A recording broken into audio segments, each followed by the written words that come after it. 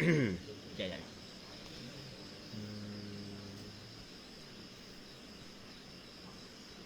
Cukup mana? Dia mana ke depan?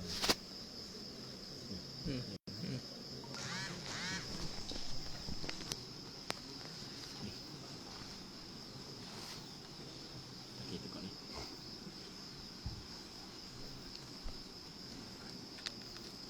Kita balik ni. Kita tengok balik. Bagus.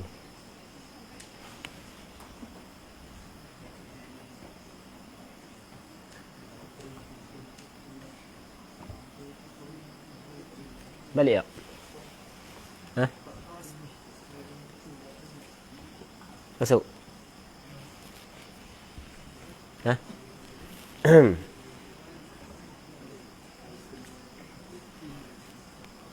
Masuk?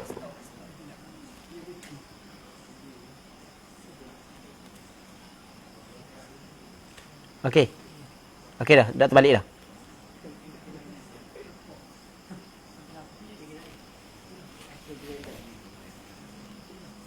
Okey, kita tukar telefon lain pula. Assalamualaikum warahmatullahi taala wabarakatuh. Bismillah wassalatu wassalamu ala Rasulillah wa ala alihi wa sahbihi wa man wala. Orang kata terbalik ni. Kena sepatutnya boleh ni. Sepatutnya boleh.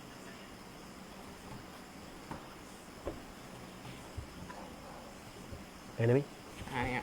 Begitu. Oh, gitu. Gitu, buat gitu. Boleh. Okey. Bismillah wassalatu wassalamu ala Rasulillah. Minta maaf banyak ada masalah lagi malam ni. Okey. Wa man nasiya salatan fa akthara min al-khamsi, sesiapa hak yang terlupa satu sembahyang ataupun lebih daripada satu sembahyang, yang mana satu sembahyang ataupun lebih daripada 5 sembahyang. Maksudnya daripada zuhur, asar, maghrib, isyak, subuh ni, dia terlupa satu sembahyang. Ataupun dia terlupa 2 sembahyang. Ataupun terlupa 3 sembahyang. Tapi berbezalah. Daripada 5 sembahyang tu berbezalah.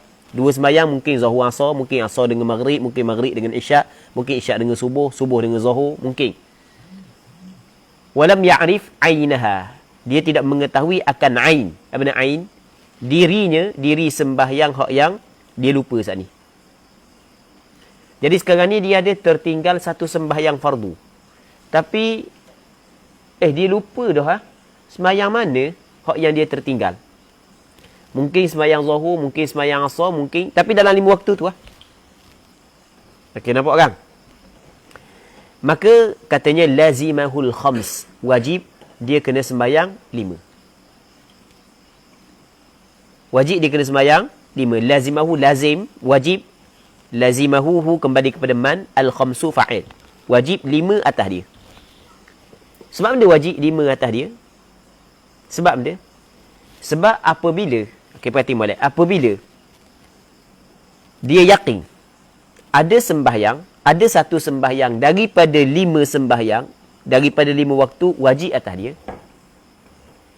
tetapi dia tidak tahu hak mana maka zimmah dia tidak akan terlepas, tidak akan bebas daripada kewajipan tersebut, melainkan apabila diyakini dia telah melakukan apa hak yang diwajibkan kepada dia melakukannya. Boleh faham?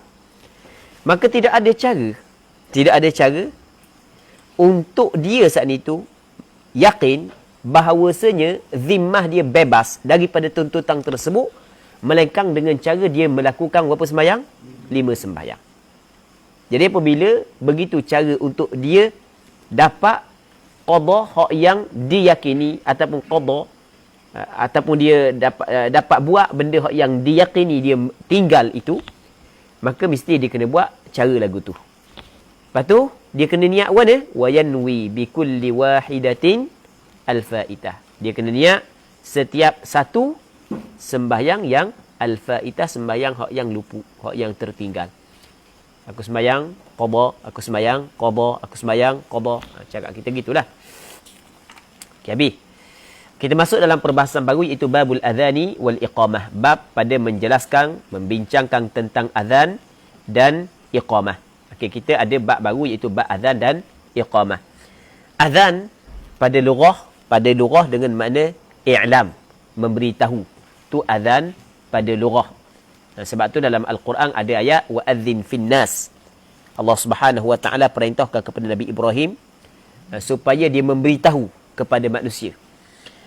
Jadi azan pada lughah dengan makna memberitahu, tapi pada syarak dia adalah zikrun makhsus, zikir yang tertentu yang ditetapkan oleh syarak untuk memberitahu dengan masuknya waktu sembahyang ataupun dilakukan sebelum daripada sembahyang fardu.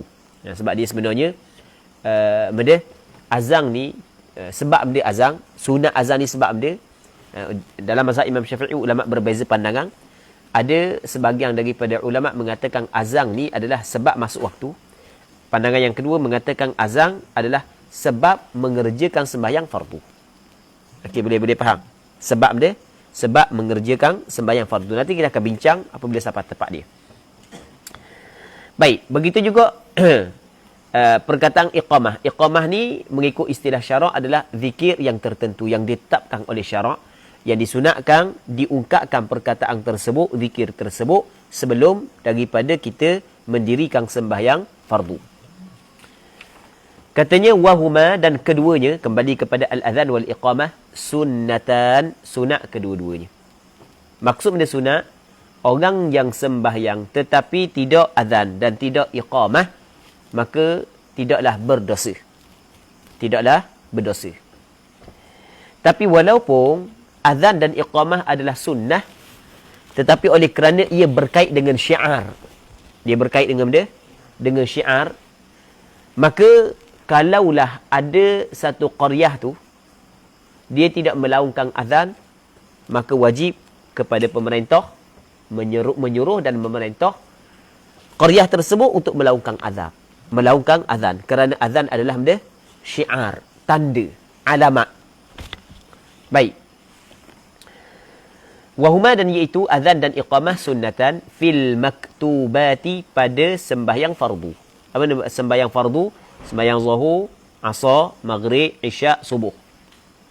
Sembahyang fardu. Bermakna sembahyang sunat tidak disunatkan. Bukan setakat tidak disunatkan, bahkan tidak boleh kita azan untuk sembahyang sunat. Hukum dia adalah makruh. Makruh azan untuk sembahyang sunat. Sama ada sembahyang sunat yang disunatkan buat secara bersendirian ataupun sembahyang sunat yang disunatkan kita buat secara berjamaah. Di sembahyang sunat ada sembahyang sunat yang disunatkan kita sembahyang bersendirian, dan ada sembahyang sunat yang disunatkan kita buat secara berjamaah. Nampak? Sembahyang sunat hari raya sunat kita buat secara berjamaah. Sembahyang sunat tidak disunatkan melaungkan azan sebelum daripadanya walaupun disyariatkan buat secara berjamaah. Baik. Hatta limunfaridin, sehinggalah disunatkan juga kepada orang yang sembahyang seorang diri. Wa jama'atin thaniyatin, dan sembahyang berjemaah yang kedua. Sebab azan dan iqamah sunat pada sembahyang fardu. Jadi bermakna bukanlah disyariatkan azan, dituntut, disunatkan azan hanya untuk sembahyang berjemaah. Bahkan orang yang sembahyang seorang diri, sunat dia azan sebelum daripada sembahyang, dan sunat dia qamat sebelum daripada sembahyang. Faham? Dia kata tu imam, azan warna speaker tak ada dia speaker tu bukan syarat. Speaker tu tidak disyaratkan. Bukan mesti kena ada speaker baru boleh azan, tak. Baik. Orang yang sembahyang seorang diri sunat azan. Kalau orang tanya, orang yang sembahyang seorang diri sunat ada azan, dia seorang je, dia bukan sembahyang berjemaah, seorang je. Tak ada orang dia nak berjemaah sebab dia tak ada hutang. Kata ulama, tetap sunat dia azan. Kerana azan disunatkan untuk sembahyang fardu. Begitu juga jemaah yang kedua. Selesai dah jemaah yang pertama bang dah. Selesai jemaah yang kedua, tiba-tiba mari jemaah, selesai jemaah yang pertama, tiba-tiba mari jemaah yang kedua. Baru bangun tidur, sembahyang zuhur, dia pun nak sembahyang. Lepas tu, tiba-tiba mari pula 2-3 orang hak yang sama lewat Zu, contoh Ding, nak jadi makmum kepada mi. Jadi nak buat jemaah yang kedua. Tetap sunat juga azan. Tetap sunat azan. Bihaitsu yadhharu syiar, sekadar zahir syiar. Biar zahir syiar. Maksudnya kalau perkampungan yang luah, tidak zahir syiar melainkan 2 tempat kena azan, maka sunat 2 tempat kena azan. Kalau 3 tempat kena azan, maka sunat 3 tempat. Nampak lagi? Baik. Katanya wal adhanu afdalu minal imamah. Azan dia lebih afdal daripada imamah, menjadi imam. Antara perkara yang dibincangkan oleh ulama, mana hak yang lebih afdal di antara azan dan imamah, jadi imam? Dia sebenarnya azan dengan imamah ada kelebihan. Azan ada kelebihan, imamah pun menjadi imam pun ada kelebihan. Cuma mana hak yang lebih lagi antara dua tu? Azan ke imamah? Dalam masalah ni sebenarnya ulama berbeza pandangan. Ada sebahagian daripada ulama dia melihat kepada apa hak yang sentiasa dibuat oleh Rasulullah. Ada ulama dia melihat kepada apa hak yang sentiasa dibuat oleh Rasulullah sallallahu alaihi wasallam. Apa hak yang dibuat oleh Rasulullah sallallahu alaihi wasallam. Yang mana apa hak yang dibuat oleh Rasulullah adalah menjadi imam. Faham? Menjadi imam. Maka melihat kepada perkara hak yang sentiasa dibuat oleh Rasulullah, perkara itulah hak yang lebih afdal. Maka sebahagian ulama mengatakan menjadi imam adalah lebih afdal berbanding dengan azan. Sebahagian yang lain melihat kepada kelebihan-kelebihan azan itu sendiri, hak yang sabit daripada Al-Quran, dalil daripada Al-Quran dan hadis. Sebagai contoh, dalam Al-Quranul Karim ada ayat Allah Subhanahu wa taala berfirman, "Wa man ahsanu qawlan mimman da'a ila Allah." Ada lagi ke orang hak yang lebih comel, lebih elok perkataan dia berbanding dengan orang hak yang mengajak kepada Allah Ta'ala? Siapa yang dimaksudkan orang yang mengajak kepada Allah? Ada penafsiran sebahagian daripada sahabat bahawa yang dimaksudkan dengan man da'a ila Allah di sini adalah al-muadzinun. Walaupun ulama di kalangan sahabat ataupun para sahabat dan ulama-ulama tafsir tidak sependapat. Maksudnya tidaklah sepakat mengatakan man da'a ila Allah di sini adalah al-muadzinun, tetapi di sana ada athar yang diriwayat daripada sebahagian daripada sahabat yang mana mereka menafsirkan perkataan man da'a ila Allah ataupun firman Allah man da'a ila Allah dengan maksud adalah al-muadzinun, orang hak yang azan. Begitu juga di sana ada hadis daripada Nabi sallallahu alaihi wasallam, kata Rasulullah sallallahu alaihi wasallam, "Lau ya'lamun nas ma fin nida' wa ma fi as-saffil awal." Sekiranya manusia mengetahui kelebihan yang ada pada azan dan kelebihan yang ada pada saf di hadapan, kalau mereka itu tidak mampu untuk mendapatkan hal tersebut melainkan mengundi, nescaya mereka sanggup mengundi untuk mendapat hal tersebut, mendapat kelebihan tersebut.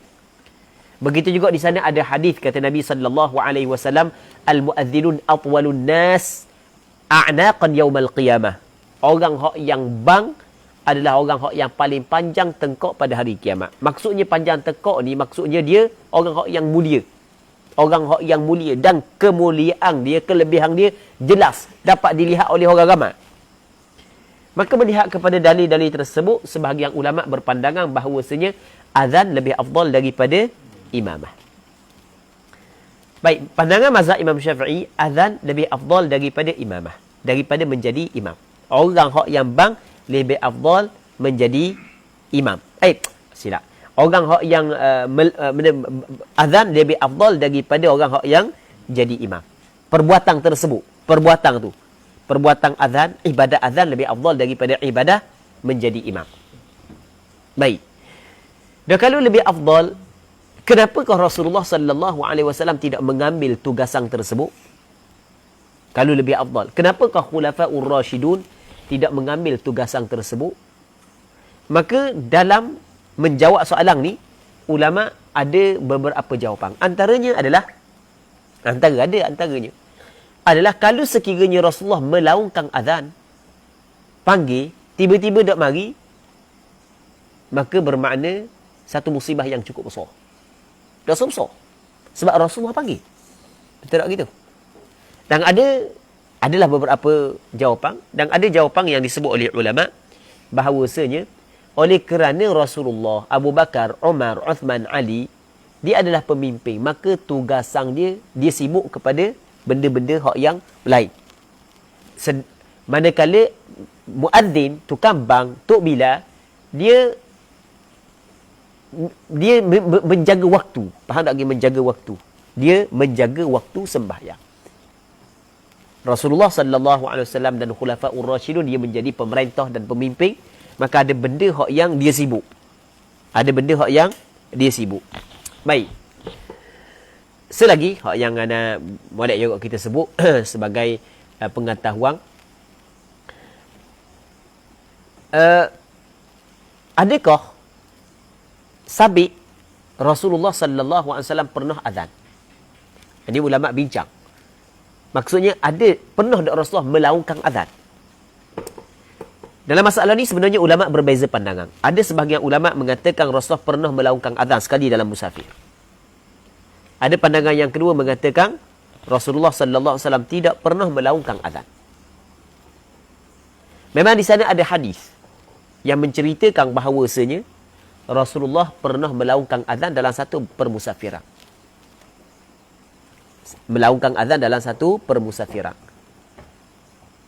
Dan hadis ini hasan oleh sebahagian daripada ulama hadis, walaupun ada sebahagian yang lain menilai sebagai hadis dhaif. Tetapi Imam Ibn Hajar Al-Asqalani mengatakan bahawasanya kalau kita tengok, kita himpunkan segala riwayat yang menceritakan tentang hal tersebut, ternyata bukan Rasulullah yang melaungkan azan, tetapi Rasulullah menyuruh Bilal bin Rabah melaungkan azan. Hak yang sebut Rasulullah melaungkan azan dalam satu permusafiran itu sebenarnya adalah riwayat tersebut riwayat secara ikhtisar, secara ringkas, bukan riwayat yang sempurna. Setelah daripada digabungkan riwayat, ternyata bahawasanya Rasulullah memerintahkan Bilal bin Rabah melaungkan azan. Jadi kesimpulan, adakah sabit Rasulullah sallallahu alaihi wasallam melaungkan azan? Tidak. Jawapannya ulama berbeza pandangan. Wallahu a'lam. Seterusnya waqila, maksudnya waqila, kata sebahagian daripada ulama, aksuhu, sebaliknya. Maksud dia sebalik, al-imamah afdalu minal adhan. Fa in adzana al-munfaridu, sekiranya seorang yang sembahyang, seorang dia azan fi masjidin, dalam satu masjid. Masjid mana? Sulliyat fi jama'atun, yang telah dilakukan sembahyang padanya jama'at. Sekali lagi ya. Fa in adzana al-munfarid, kalau seorang dia melaungkan azan dalam masjid, yang mana masjid tersebut sulliyat fihi, yang telah dilakukan sembahyang di dalamnya, jama'atan, secara berjamaah.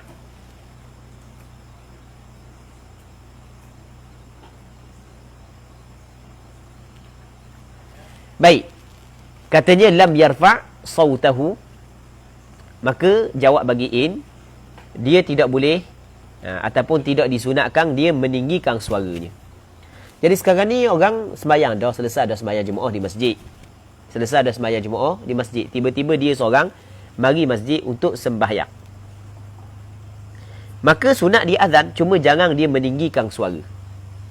Sebab dibimbangi orang saat itu faham bahawasanya masuk waktu sembahyang lain pula. Baik. Wa illa rafa'. Dan jika tidak, maksudnya belum lagi dikerjakan sembahyang berjemaah di dalam masjid tersebut, Rafa'a, maka sunat dia mengangkatkan suara. Wa kadza, dan seperti ini al-jama'atu tsaniyah, jemaah yang kedua. Jemaah yang kedua sunat dia melaungkan azan, tetapi tidak sunat dia meninggikan suara. La yarfa'una sautahum, mereka itu tidak meninggikan suara mereka. Okey, habis. Wa yusannu li jama'atin nisa'i al-iqamatu duna al-adhan. Disunatkan bagi jemaah perempuan iqamah, tidak azan. Jadi kalau jemaah perempuan sunat qamat saja. Azan tidak disunatkan. Wala yu'adhanu lil fa'iti fil jadid. Wala yu'adhanu lil fa'iti fil jadid. Wa yu'adhanu laha fil qadim. Dan tidak diazankan, maksudnya tidak sunat azan lil fa'itah bagi sembahyang hak yang luput, sembahyang hak yang tertinggal. Katakanlah orang tu ada qada sembahyang zuhur. Ketika dia nak qada sembahyang zuhur, adakah sunat dia melakukan azan? Mengikut qaul al-jadid tidak sunat azan. Tetapi mengikut qaul qadim sunat azan. Mana pandangan hak yang lebih kuat di antara qaul jadid dan qaul qadim dalam masalah ni? Qaul qadim hak yang lebih kuat. Pandangan mu'tamad dalam mazhab Imam Syafi'i dalam masalah ni adalah qaul qadim. Wahwa, iaitu kembali kepada al-qadim adalah al-azhar. Maksudnya sembahyang yang luput, sembahyang yang tertinggal sunat juga sebelum daripada orang tu sembahyang hak yang luput saat ni qada sembahyang tu, sebelum daripada tu sunat dia melaungkan azan. Jelas tak? Berpandukan kepada hadis yang dikenali sebagai hadis Lailatul Ta'ris nama dia. Dalam satu perjalanan, satu permusafiran, pada penghujung malam Rasulullah singgah dengan para sahabat dia di satu tempat untuk rehat sekejap. Rasulullah pun tidur dan sebahagian daripada sahabat tidur. Cuma Rasulullah tugaskan Bilal bin Rabah untuk berjaga. Bilal bin Rabah semayang, jaga untuk gerak subuh ni lah. Semayang. Tiba-tiba rasa letih. Dia pun nyadar. Dengar dia je dengar. Dengar Bilal bin Rabah je dengar. Apabila Bilal bin Rabah je dengar, maka tak ada orang hak yang jaga untuk kejutkan orang hak yang tidur. Kata dalam hadis perawi yang meriwayatkan hadis tersebut menyebut tidak menyedarkan kami melainkan panas matahari. Naik matahari dah baru sedar, tinggal subuh. Lepas tu Rasulullah sallallahu alaihi wasallam gerak belakang sahabat. Lepas tu Rasulullah sallallahu alaihi wasallam perintah untuk tinggal tempat tersebut. Sampai di tempat yang lain, Rasulullah sallallahu alaihi wasallam dalam hadis tu menceritakan bahawasanya Bilal bin Rabah azan, qamat, Rasulullah sallallahu alaihi wasallam sembahyang, qada. Jadi oleh kerana dalam hadis tu menyebut bahawasanya Bilal bin Rabah azan sebelum daripada qada sembahyang subuh saat itu, maka sebab itulah pandangan mu'tamad dalam mazhab Imam Syafi'i berpandukan kepada hadis tersebut bahawasanya orang yang qada sembahyang fardu sunat juga azan sebelum daripada sembahyang qada. Fa in fatathu salawatun lam yu'adzan lima ba'da al-ula. Kalau sekiranya luput beberapa sembahyang, bukan satu, katakanlah 3 sembahyang ataupun 4 sembahyang hak yang dia kena qada, maka tidak dilaungkan azan untuk sembahyang hak yang selepas daripada sembahyang yang pertama. Maksudnya hanya sembahyang yang pertama je sunat azan, manakala sembahyang hak yang kedua, ketiga, berikutnya tidak sunat azan. Ni kalau sekiranya dia nak buat sekaligus. Maksudnya dia nak buat 5, katakanlah qada dia 5, lepas daripada sembahyang pertama nak buat sembahyang kedua, lalu ketiga, lalu keempat, lalu kelima, lalu nak buat sekaligus, maka hak yang disunatkan hanyalah azan untuk sembahyang yang pertama sahaja. Manakala sembahyang hak yang berikutnya tidak sunat azan. Baik.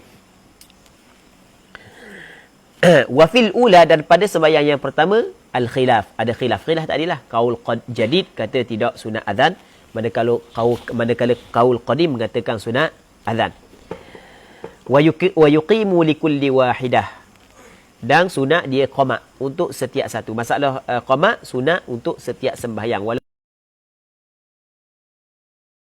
sunat dia qamat. Habis. Wa alfazul adhani wal iqamati ma'rufah. Lafaz azan dan iqamah ma'ruf. Ma'ruf lah. Azan Allahu akbar, Allahu akbar, Allahu akbar, Allahu akbar. Cuma lafaz azan hak yang ana nak sebut sikit. Masalah bagi. Allahu akbar, Allahu akbar, hak tu hak yang masyhur. Allahu akbar, hak tu yang masyhur. Dan boleh kita baca Allahu akbar, Allahu akbar. Allahu akbar, Allahu akbar. Dan ada sebahagian daripada masjid di negara Syria, ketika dia melaungkan azan, dia tidak ucap Allahu akbar, Allahu akbar, tapi dia ucap dia Allahu akbar, Allahu akbar. Okay, boleh faham? Allahu akbar, Allahu akbar. Akbar yang kedua matilah, akbar yang pertama. Kan biasa kita azan mana? Allahu akbar, Allahu akbar. Hak tu hak yang masyhur. Tetapi daripada segi baris boleh baca kan? Allahu akbar, Allahu akbar. Okey, nampak? Sebab benda boleh. Sebab benda boleh. Kita kena tahulah sebab benda boleh. Yang pertama sekali adalah ada riwayat. Ada riwayat baca Allahu akbar. Ana dalam meriwayatkan hadis tersebut, ana riwayat hadis azan, ana riwayat hadis azan daripada beberapa orang guru. Maksudnya ana dengar hadis azan daripada beberapa orang guru. Hadis azan disebut dalam kitab Al-Arba'un Al-Ajluniyah. Hadis yang diriwayat daripada Abdullah bin Zaid bin Abdi Rabbih Al-Ansari. Yang mana hadis ini dikeluarkan oleh Imam Muslim dalam kitab sahihnya. Yang mana riwayat hadis ni daripada beberapa orang guru. Dan ada guru yang meriwayatkan hadis ni dengan lafaz Allahu akbar, Allahu akbar. Tapi ada guru ana meriwayatkan hadis dengan lafaz Allahu akbar, Allahu akbar. Jadi yang pertama benda, ada riwayat begitu. Ada riwayat begitu. Maksudnya anda riwayat ni dengan sanad yang bersambung sehingga sampai kepada Imam Muslim. Dengan Allahu akbar, Allahu akbar. Faham? Walaupun hak yang masyhur Allahu akbar, Allahu akbar. Ana sebut adalah tujuan kerana kalau kita dengar ada orang bang Allahu akbar, Allahu akbar, jangan sekali-kali kita terus menghukum perkataan dia ataupun cara dia adalah salah, bid'ah, jangan. Sebab ada riwayat. Faham? Dan benda ni disebut dalam kitab fiqh. Sebenarnya disebut dalam kitab fiqh. Dalam kitab fiqh mazhab Imam Syafi'i ada sebut. Dalam fiqh mazhab Hanafi ada sebut. Al-Mubarrid, seorang ulama lughah, dia cenderung kepada difatahkan bagi ra pada akbar. Hak yang pertama. Allahu akbar, Allahu akbar. Sebab dia alasan dia kerana lafaz iqamah diriwayat secara mauqufah. Maksudnya secara mauqufah waqaf. Allahu akbar, Allahu akbar. Itu asal. Atau pandangan dia. Dia riwayat secara benda mauqufah waqaf. Allahu akbar, Allahu akbar. Maka apabila kita nak wasalkan, maka kita fatahkan ra akbar sebagaimana alif lam mim Allahu la. Kita fatahkan huruf mim. Dia dalam surah Al-Imran. Kita boleh baca alif lam mim Allahu la ilaha illa huwal hayyul qayyum. Boleh baca alif lam mim Allahu la ilaha illa huwal hayyul qayyum. Dan boleh baca alif lam mim Allahu la. Jadi maksudnya bariskan fathah huruf mim. Okey. Orang yang belajar tajwid ataupun belajar qiraat dia fahamlah.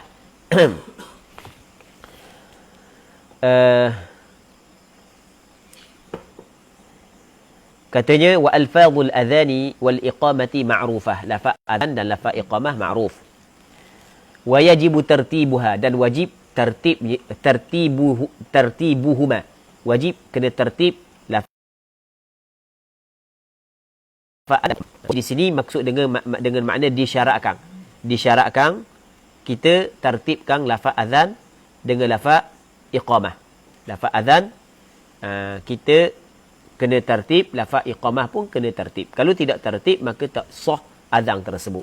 Dia wajib di sini dengan makna disyarakkan. Fa in sakata aw takallama fi athna'ihi tawilan batala adhanuh. Maksudnya adalah sekiranya seorang yang melaungkan azan, muazzin itu diam ataupun dia bercakap pada tengah azan. Diam saat itu tawilan, bercakap tu panjang, diam tu panjang, maka batala adhanuh. Sebagaimana disyaratkan azan dengan iqamah, kita kena tertibkan kalimah-kalimah dia. Sebut Allahu Akbar dulu, baru asyhadu an la ilaha illallah, baru asyhadu anna Muhammadar Rasulullah sampai habis. Begitu juga disyaratkan kena mualak. Disyaratkan dia mualak. Dengan maksud dia yang lama. Di antara kalimah-kalimah dalam takbir, kalimah-kalimah dalam azan dan kalimah-kalimah dalam iqamah. Kalau putus mualak, maka tidak sah azan tersebut. Okey, apakah yang memutuskan mualak? Yang pertama, dengan diam yang lama.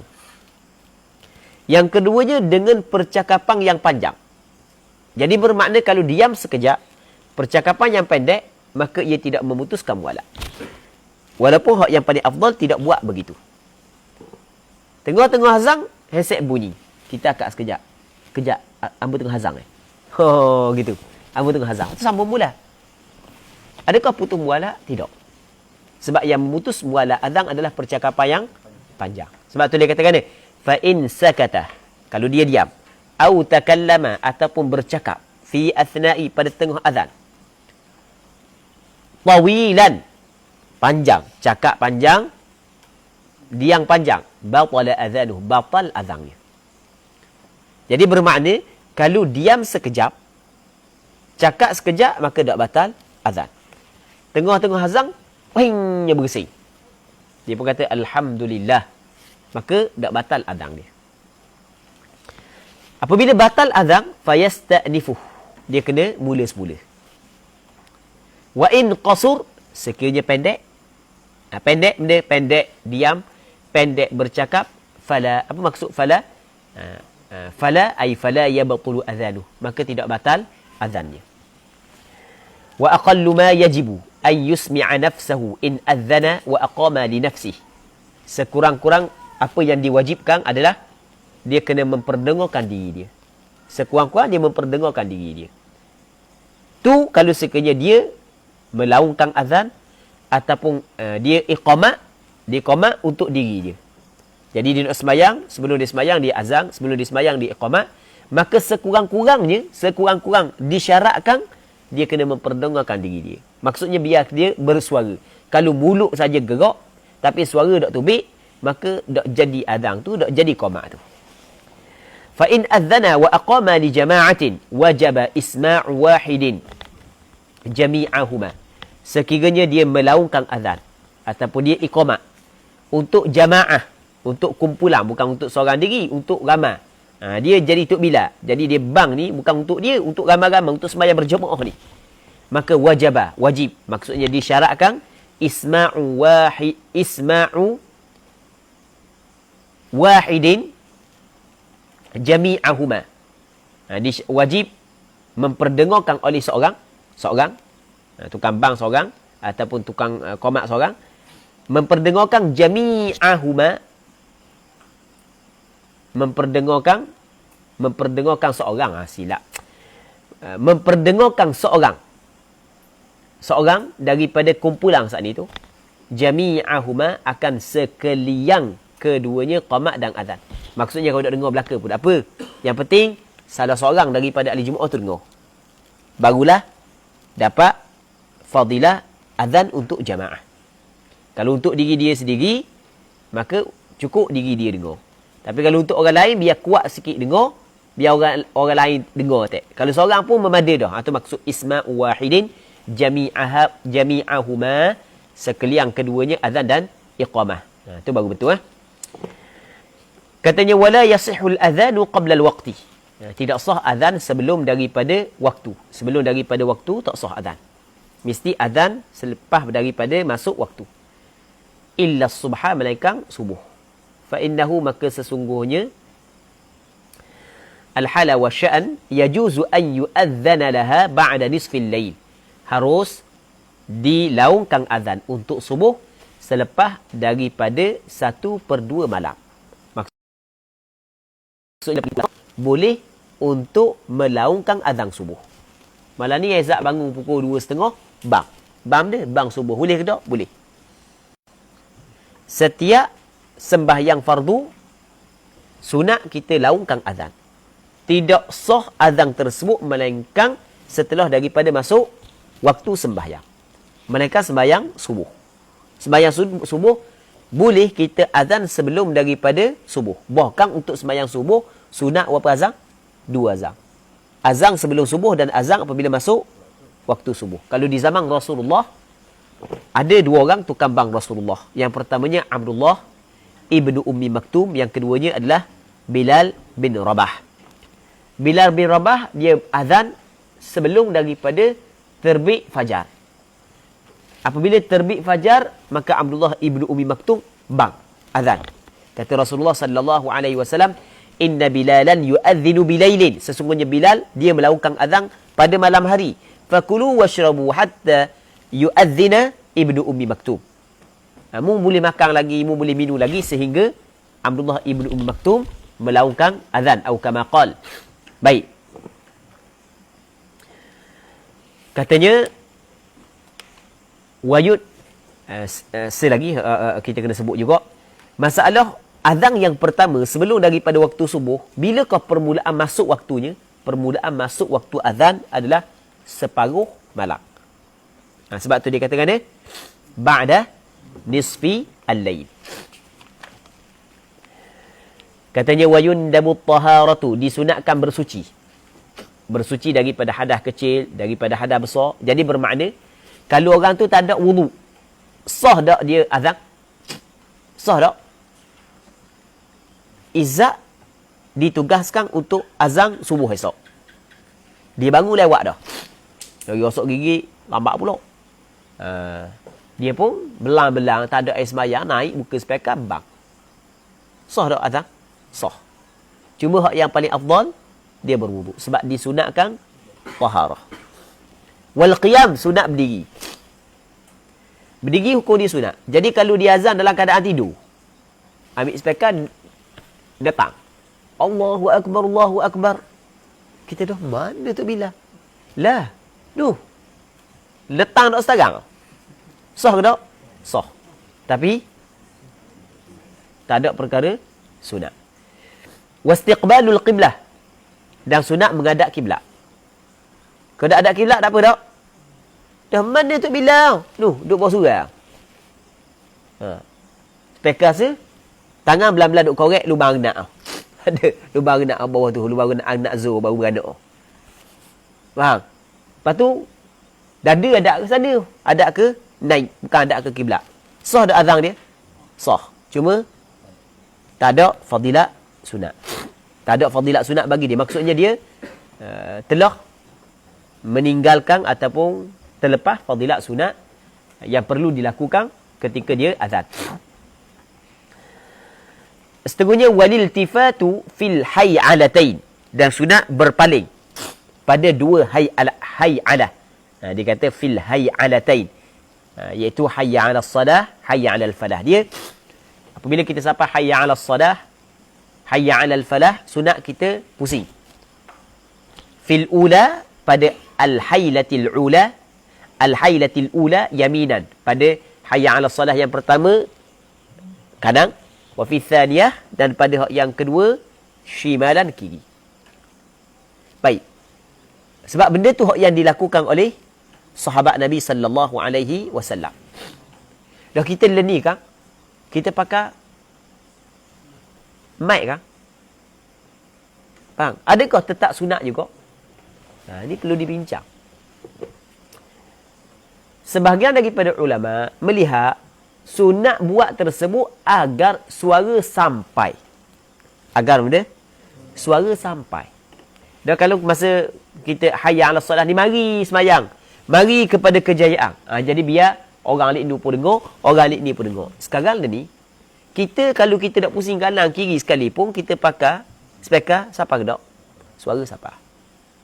Faham? Bahkan kalau kita pusing kanan, pusing kiri, faedah tersebut tak dapat pula. Maksudnya faedah tersebut tak dapat. Kan speaker duduk depan. Jadi kalau kita pusing, jadi kau slow suara. Sepatutnya kau kuat. Faham? Jadi ada sebahagian daripada ulama mu'asarah, dia kata, dah kita pakai speaker dah ni, ada sunat dah kita pusing kanan kiri. Sebab tujuan kita pusing kanan kiri untuk benda suara saat ni tu sampai kepada pihak kanan dan pihak kiri. Nampak? Baik. Tapi kalau orang yang pegang speaker, dia pergi pusing kanan pun speaker duduk sini, pusing kiri pun speaker duduk sini. Tu tak ada masalah. Ataupun tak dua speaker tu, tak ada masalah lah. Baik. Jadi sekarang ni hak kita pakai speaker sunat dah. Kalau kita tengok kepada apa hak yang dibuat oleh sahabat, tanpa kita melihat tujuan dia, maka tetap hukum dia adalah sunat. Benda hak yang dia buat, benda tanpa kita melihat kepada tujuan, tetap hukum dia adalah sunat. Jadi kita ni pun kalau boleh buat jugalah. Pusing ke kanan, pusing ke kiri. Baik. Biarlah orang kata zahiri pun. Zahiri. Wa fi thaniyati, dan pada al-hay'alah al-thaniyah, iaitu hayya 'alal falah, shimalan ke kiri. Fayalwi 'unuqahu wa la yuhawwilu sadrahu wa qadamayhi. Dia pusing tekak dia, dan dia tidak memalingkan dadanya dan dua qadamai, dua tapak kaki. Dia hak yang cara kita nak buat, dia tekak je. Hayya 'alas solah, hayya 'alal falah. Dada biasa gitu lah. Dada dia biasa gitu. Kaki biasa. Faham lagi? Maksudnya kepala je pusing kanan. Itu maksud dia. Itu maksud wala yuhawwilu sadrahu wa qadamai.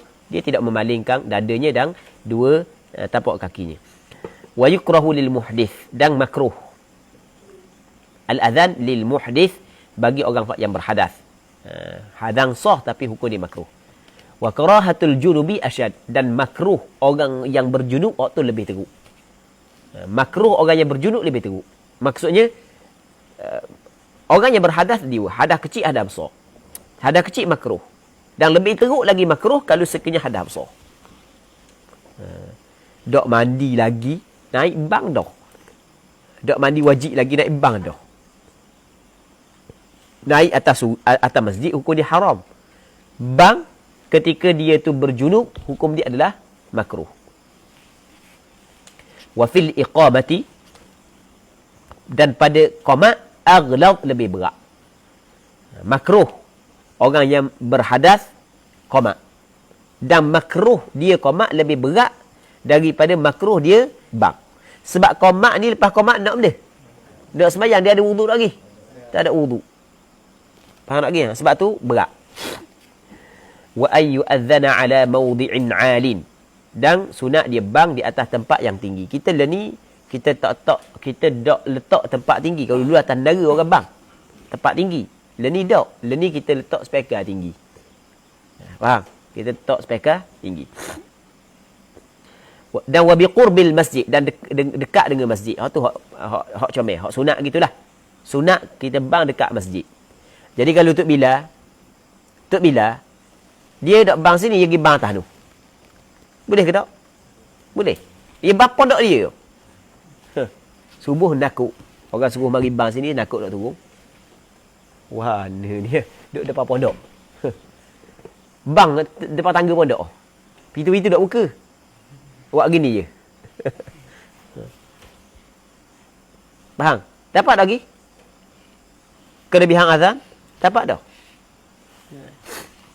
Cuba tak sunat buat gitu.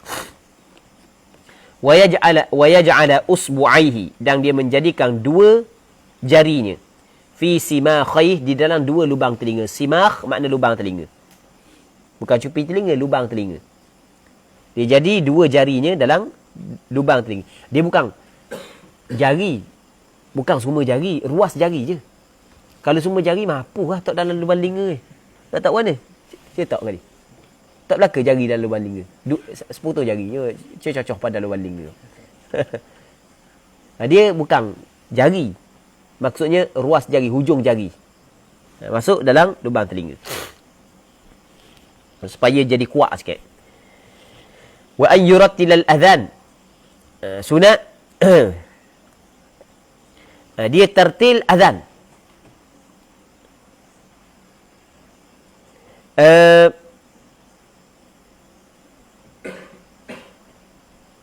Dia tertil ni maksudnya dia tidak lajulah. Tu maksud tertil. Wa yudrijal iqamah, dan cepat qamah. Masalah azan dia lambat, qamah dia cepat. Macam kita kan? Azan mesti Allahu akbar.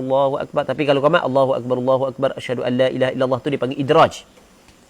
Tu dipanggil idraj. Wa yushtaratu an yakuna al-muadzinu musliman. Dan disunatkan orang hak yang bangsa disyarat orang hak yang bangsa ni tu adalah musliman, orang Islam. Orang kafir tidak sah azan dia. Akilan berakal, orang gila tidak sah. Mumayyizan, orang yang mumayyiz, kanak-kanak dak memayyiz tak sah. Dia suruh Fatimah azan sebagai contoh, ataupun Hasan suruh Hasan azan dak memayyiz lagi. Tak sah. Mi kita sang dia azan. Saya temu azan. Dia suka Hasan azan. Sah tak? Tak. Baik, mesti kena memayyiz. Zakaran lelaki. Orang puang tidak sah azan. Syarat azan mesti orang lelaki. In adzana lirrijal. Jika dia melaungkan azan untuk lelaki. Kalau dia melaungkan azan untuk lelaki, maka disyaratkan orang lelaki. Baik. Manakala azan untuk perempuan, dia tidak disunatkan. Azan untuk perempuan, untuk jama'atin nisa tidak disunatkan. Bagaimana hak yang disebut sebelum daripada ni. Tadi disebut dah. Ke tak sebut? Sebut tak sebelum ni? Tak ingat sebut tak? Tu wa yusannu li jama'atin nisa al-iqamah duna al-adhan. Baik.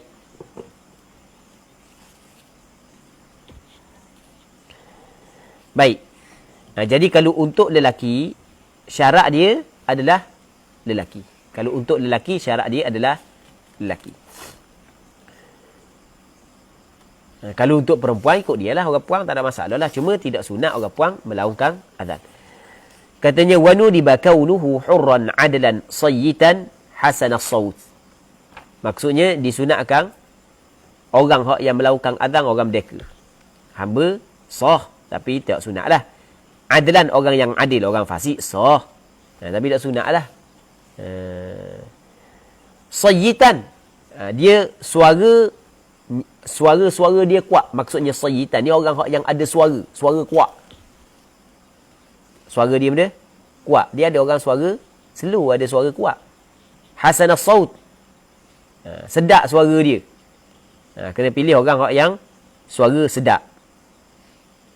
Tapi jangan pula duk hina orang suara tak sedap.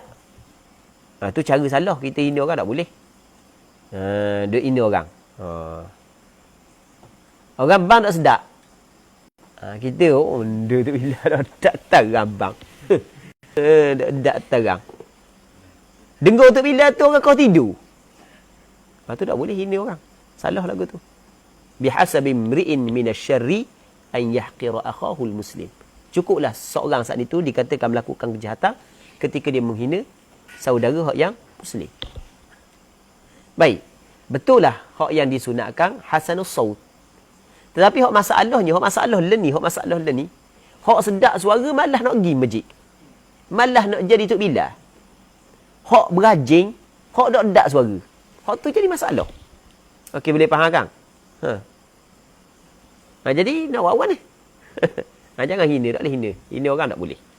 Salah. Baik.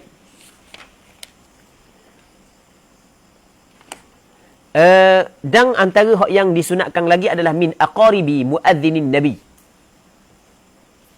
daripada kaum kerabat tukang azan Rasulullah. Dia tukang Rasulullah, dia ada tukang azan dia, Bilal bin Rabah. Antara tukang azan Rasulullah Bilal bin Rabah. Lagi siapa lagi? Abdullah ibnu Ummi Maktum, Sa'a al-Qarad, Abi Mahdhurah. Sa'a al-Qarad tukang bang di Masjid Quba. Bilal bin Rabah, Abdullah ibnu Ummi Maktum tukang bang di Masjid Nabawi. Abu Mahdhurah tukang bang di Masjidil Haram di Mekah. Baik. Biar dia adalah kaum qarabat bagi tukang bang Nabi sallallahu alaihi wasallam.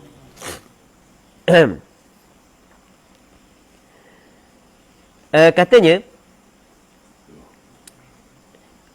tapi kita siapa yang ada keturunan ni kan? Tapi di negara kita ramai juga keturunan daripada Arab kan? Dan awak mana? Siapa? Kemi. Wa yukrahu lil a'ma illa an yakuna ma'ahu basir. Dan makruh bagi orang yang buta, makruh azan bagi orang yang buta, melainkan bahawa ada bersamanya orang yang celak. Jadi kalau kita latih semata-mata orang buta, maka makruh. Kalau bersama dengan orang celak, itu tak ada masalah. Jadi kalau orang kata, dapat apa mazhab Imam Syafi'i kata makruh, sedangkan tukang bang Rasulullah Abdullah ibn Maktum orang buta? Kan mazhab Imam Syafi'i kata dah kan? Illa an yakuna ma'ahu basir. Siapa yang bersama dengan Abdullah ibn Maktum? Bilal bin Rabah. Baik. Sebab dia makruh orang buta? Sebab dia? Sebab dia. Sebab dia ni? Sebab tak ada orang? Kan? Sebab sekarang ni, waktu sembahyang, kita dapat tengok, dengar ke dapat tengok? Ke dengar?